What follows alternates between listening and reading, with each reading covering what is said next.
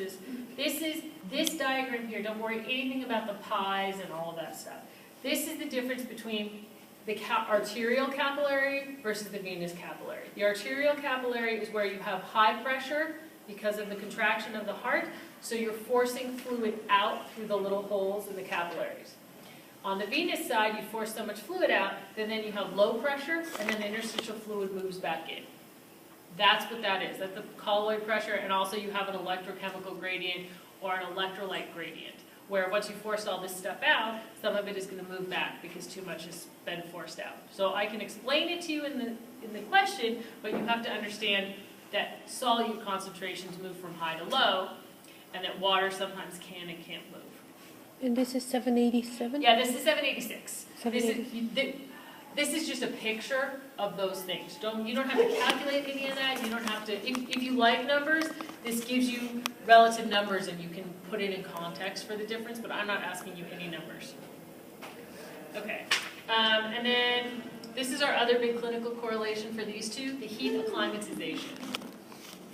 This is not only in sports nutrition, but also you have people that travel to hot climates for their jobs, or they move there or something like that, and you can get, especially in the short term, a physiologic disruption.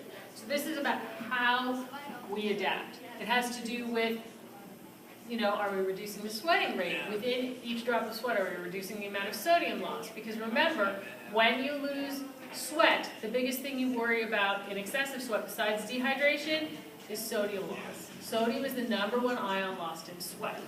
So let's see if we can highlight specific things. Okay, so, and then of course, sweat is, we evaporate sweat to lower our body core temperature. If we can't lower our body temperature, we eventually get,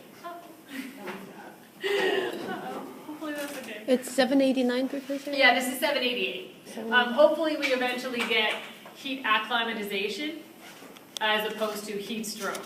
Right? If we cannot cool our body down, we're going to get heat stroke eventually. The core temperature rises too high, all of our enzymes start to denature, and then our pH changes. It's all bad. So, what do we do? Okay, so you can read down here. Conditioning the body to hot environment by repeated bouts of exercise will improve the physiological responses. Interestingly enough, the higher your level of training, the longer it takes to adapt. That's because you've already well adapted anyway. Okay, so I don't need you to know the specifics of 1 gram of water from sweat. Like, you don't have to memorize that. But if I tell you that you've moved to a hot climate, you're going to tell me you're going to sweat more to keep your body temperature down. And then I'm going to tell you, if you can't sweat as much, what's going to happen? Your body core temperature is going to rise, right? So the acclimatization allows you to do the same job with less tools. Once you acclimate, right, so you can, let's see if I can find, I'll read it directly up here so you can highlight it. Okay, so what this is, so in addition, after adaptation, so greatly reduced sodium concentration in sweat due to increased secretion of aldosterone, because, I don't care about the aldosterone part, because it helps to conserve body sodium by minimizing sodium loss from the water. Remember, where sodium is, water is. Right? Okay, so what else happens? Typical physiological changes include heightened sweating response, reduced sodium concentration in the sweat, expanded plasma volume, and greater stability in cardiovascular function during exercise in the heat. So if you expand your plasma volume and you stop losing as much sodium, you can lose more water without going into a hyponatremic state. Okay, and then so it talks about heat stress and heat exhaustion. Not going to make you tell the difference between those. They're just both bad. Like heat exhaustion can lead to heat stroke, and that's not good. Okay, and then let's see if there's anything else specifically in here clinically. There's that one other little blurb that we talked about hyponatremia. Where what's the problem with hyponatremia? You should know what the problem with hyponatremia is, because did you see that in little children usually, and also in people who have drank too much water? Edema